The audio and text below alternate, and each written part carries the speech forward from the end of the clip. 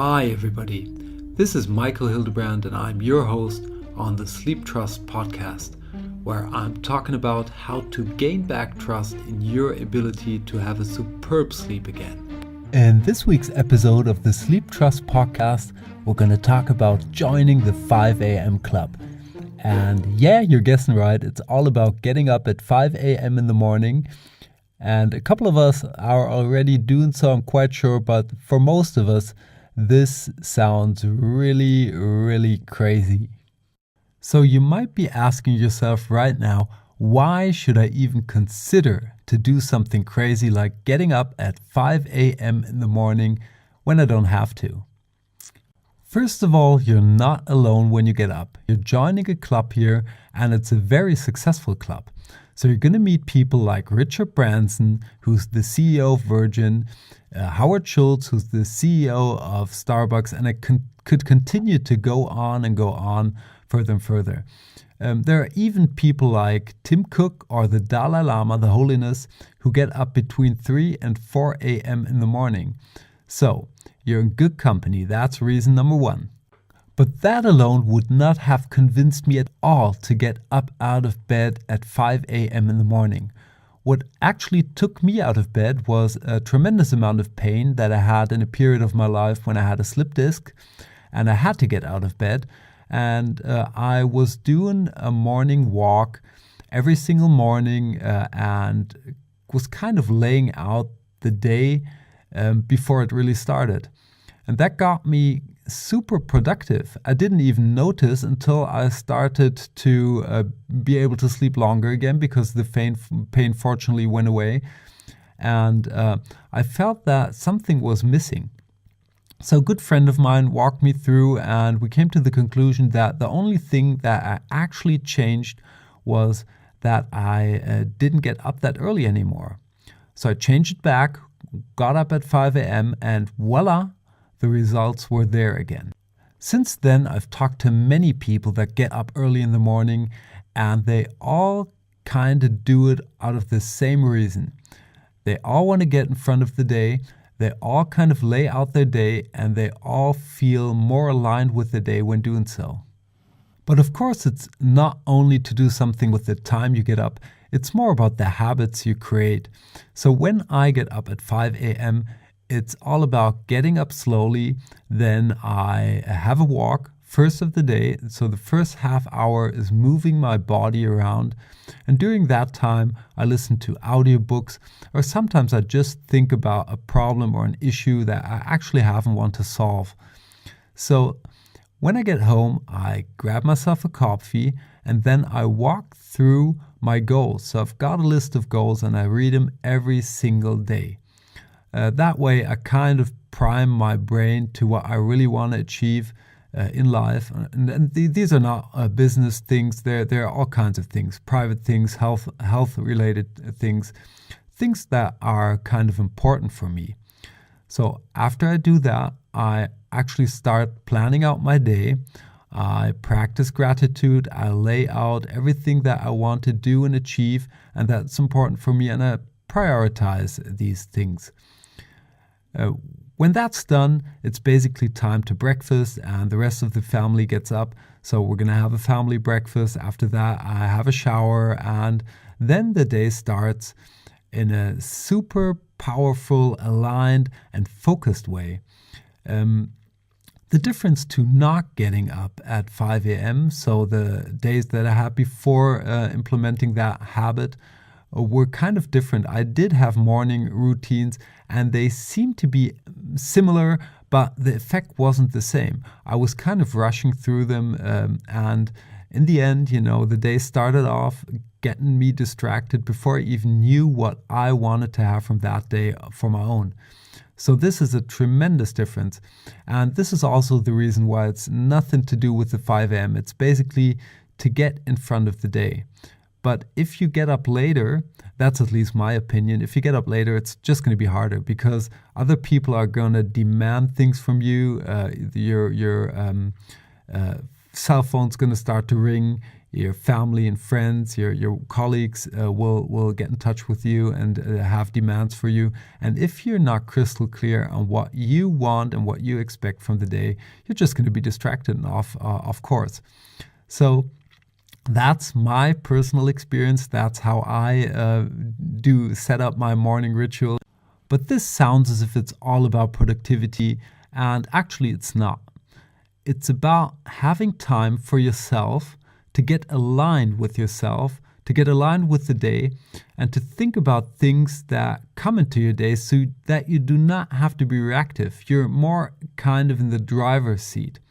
And this will end up in giving you more control over your life. You're going to feel happier and more fulfilled. And people that are living a fulfilled and happy life have easy time of falling asleep. So this is where this all comes together. And now we're going to talk about how you can best implement or test pilot joining the 5 a.m. club if you got interested in doing so. Step 1, and we just talked about this 1 week ago, is to give yourself a commitment to get up at 5 a.m. and only commit to what you can commit doing. So I would recommend committing to get up at 5 a.m. tomorrow. Don't say you're going to do it for a year or a week or whatsoever. Say you're going to do it for a day. You want to test it. And that's a commitment you can imagine doing and you can follow through on. So commit to getting up at 5 a.m. tomorrow. That would be step 1. Step 2 would be to get out of bed. You kind of know it's going to be a hard thing to do because it's a new habit. You're not used to get up at 5 a.m. Get to bed on time, of course. You want to get enough sleep. And maybe listen to the Wakey podcast we had a couple of weeks ago. So basically, this is a 3-step process to get you out of bed. First of all, you want to wake up. That's, set your alarm clock. That's the easy part. You may want to use a light-based alarm clock or one that is hooked up with your biorhythm. But a normal alarm clock, your smartphone, whatsoever, will do the job. Set it at 5 a.m. Step number 2, get up. As soon as that alarm clock rings, you get up. You don't lie in bed. You don't hit the snooze button. Nothing. You get up out of bed right away. That means you would, when you shut off that alarm clock, you would sit at the side of your bed, maybe for a couple of seconds, and then you actually stand up. And you get out of bed. As soon as you're standing up, you're not going to fall asleep anymore, and the worst part is done. So even out of that perspective, you don't want to torture yourself. As soon as you get up, the story is done. If you lie in bed and think, oh my God, this is going to be a horrible experience, this is, blah, blah, blah, you know those stories you get in your head, you're just going to torture yourself. So do yourself a favor and get up right away. When you're up, the 3rd step is to tune up. So tune up your body. Don't start to do power exercises or anything like that, but you may want to do a couple of push-ups. You may just want to walk a couple of steps. I start my day with walking half an hour. I just shared it a couple of minutes ago with you. You may find something else, but get your body in motion. Doesn't have to be much, but you'll feel much better if you do so. And that's it. So now you're up, but what next? You may have a set of habits, then start doing them. If you don't have habits, you may want to find out more about yourself. So you may just want to listen to a little bit of music. A good idea would be to maybe meditate about the day and think about how this day could work for you. You could practice gratitude. You could just have a little walk and let your thoughts flow around. You could prepare a nice breakfast that you're really going to enjoy.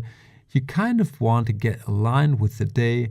Maybe think about who you're going to connect with today, what's really important for you. Just take your time. And this is basically the best thing about getting up at 5 a.m. You do not have to have a really fixed schedule. It's your time. You want to do something to get really aligned with yourself. You may want to have a bath. You're completely free to do whatever you want.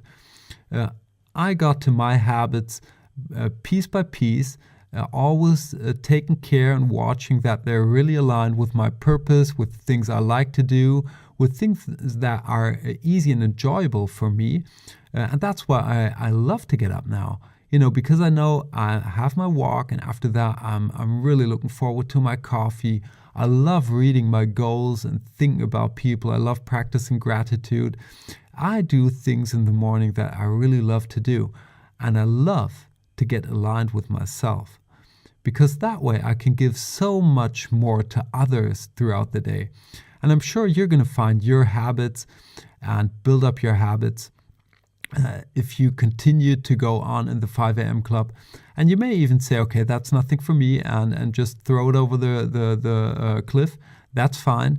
But I'm sure many of us will really appreciate starting the day like that and feeling more aligned with yourself, living a happier and fulfilled life.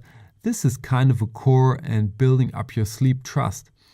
It's these easy and simple things that are not really related to sleep if you think about them directly, but indirectly they have a tremendous effect on sleep. And that's why we're talking about it here. So build up your sleep trust, try and give that 5 a.m. club a chance, and I'm really looking forward to meet you there. So let's wrap up this episode of the Sleep Trust podcast together. If you get up at 5 a.m. in the morning, you're in good company with people like Richard Branson, Howard Schultz, Bob Proctor, and of course me. If you want to give this a try, commit to doing so once. Don't overcommit, commit to do so once. Then get up using our simple 3-step process of waking up, getting up, and tuning up. And now that you're up, you want to get in front of the day.